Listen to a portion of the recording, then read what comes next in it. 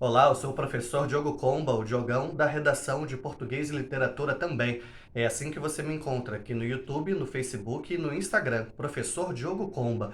Caso você ainda não seja uma inscrita ou um inscrito no canal, já peço para que você se inscreva. Também pode curtir minha página lá no Facebook e no Instagram. Hoje nós vamos falar novamente sobre apostas esportivas. Você deve ter visto um vídeo anterior aqui no canal em que eu dava para vocês, que eu trazia para vocês números relevantes sobre as apostas esportivas no Brasil. E hoje eu vou te falar 11 problemas das apostas esportivas. Cada um desses problemas você pode desenvolver de algum jeito no seu texto. Alguns deles podem gerar um parágrafo inteiro, se você observar, ou até um texto inteiro, vai depender da sua abordagem, certo?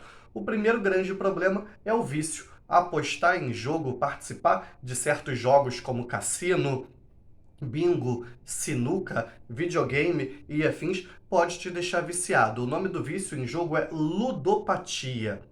E curiosamente, se você pesquisar notícias com o título ludopatia no Google, você não vai achar nenhuma em língua portuguesa, você só vai achar em espanhol ou em italiano. Em inglês tem um termo específico, é gambling addiction, certo?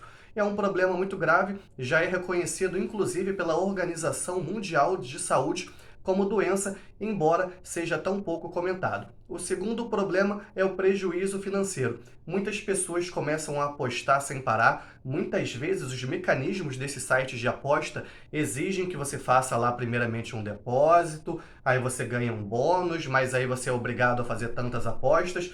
Quando você vai observar, você não entendeu nada, você já está perdido e já investiu ou perdeu dinheiro pra caramba nessas plataformas. Isso tudo é muito perigoso. E isso pode resultar num terceiro problema, que é desagregação familiar. Muitas pessoas acabam brigando com seus entes queridos, com suas esposas, com seus maridos, com seus parceiros, com seus pais e com suas mães por causa do vício, por causa do prejuízo financeiro que se leva em plataformas como essa. Isso também pode levar à violência, que é o quarto item. Eu estava assistindo outro dia a uma reportagem do Fantástico sobre colégios no Ceará em que muitos adolescentes estavam envolvidos em apostas esportivas.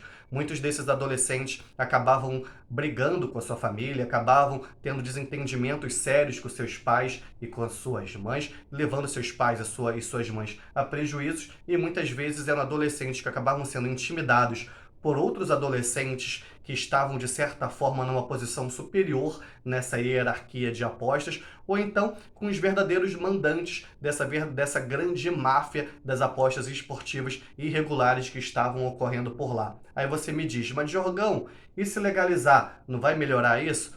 Umas coisas vão melhorar e outras coisas vão piorar. A possibilidade de prejuízo vai continuar, a possibilidade de vício vai continuar e muitas vezes, infelizmente, existe a violência. Quando a pessoa pede dinheiro emprestado para uma outra pessoa, às vezes recorre a práticas irregulares para conseguir empréstimos, como a agiotagem, por exemplo, tudo isso, certo? E uma outra questão, a quinta questão, o quinto problema é a possibilidade de manipulação de resultados. Na Itália, a gente já viveu inúmeras crises no campeonato italiano de futebol, com a máfia de apostas inserindo-se entre os clubes, entre jogadores. Aqui no Brasil, a gente já teve problemas com isso também no campo das apostas irregulares. E olha só isso, cara. A gente tem, hoje em dia, na Série A do futebol brasileiro, 15 times patrocinados por plataformas. Na Série B, 11 times. Isso tudo é muito estranho, cara. A gente tem, na Inglaterra, por exemplo, times que pertencem a plataformas de apostas esportivas. Será que dá para garantir 100% a lisura do processo nisso tudo? Isso que a gente tem que discutir. Um outro ponto, o sexto ponto, é a incerteza. A pessoa vai apostar. Ela tem alguma possibilidade de certeza, ela tem alguma segurança no retorno daquilo que ela está apostando, no retorno daquela verba que ela está apostando.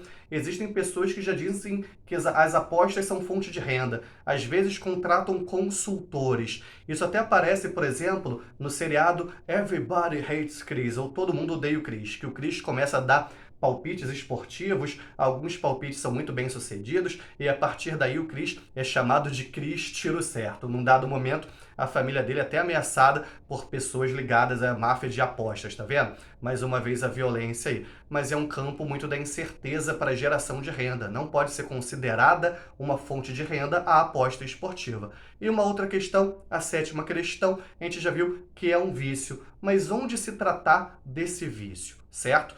Existem poucas possibilidades de tratamento ainda no Brasil. Aí você me fala, a pessoa pode procurar um psicólogo, pode procurar uma psiquiatra, mas no sistema público de saúde são poucas as iniciativas nesse sentido. E no sistema privado, no sistema particular, um tratamento desse muitas vezes acaba sendo bastante caro, onerando muito as famílias. A gente tem que colocar isso. O nono problema são as discrepâncias quanto aos estudos ligados à arrecadação de impostos. Eu já vi estudos que dizem que o Brasil tem de arrecadar 3 bilhões, 5 bilhões, 7 bilhões, 10 bilhões, certo?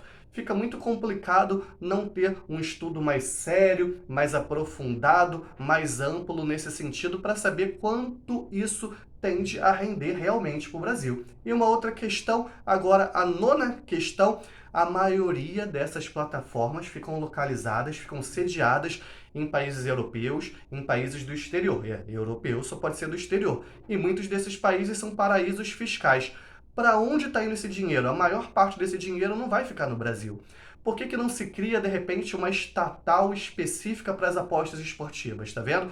Algo já ligado à proposta de intervenção. Não vi muitas iniciativas nesse sentido. O que a gente observa é um lobby muito grande de empresários do exterior do campo das apostas esportivas, do campo dos bingos e dos cassinos, doidos para conseguirem entrar aqui no Brasil, doidos para regulamentação aqui no Brasil. E muitas vezes são grupos ligados à lavagem de dinheiro, certo? São grupos ligados a atividades ilícitas como o tráfico de drogas, o tráfico de armas, o tráfico de pessoas, o tráfico de animais. Olha só quanta coisa ruim, certo? E querem lavar o seu dinheiro por meio do jogo. Isso também é bastante complicado. A gente já teve grandes lideranças políticas no Brasil fazendo discursos acalorados, discursos ríspidos a favor da legalização do jogo e, curiosamente, nesse mesmo dia, essas grandes lideranças fizeram movimentações financeiras milionárias um tanto quanto obscuras. São lideranças que estão até presas, basta você pesquisar um pouquinho, certo? Trouxe aqui para vocês,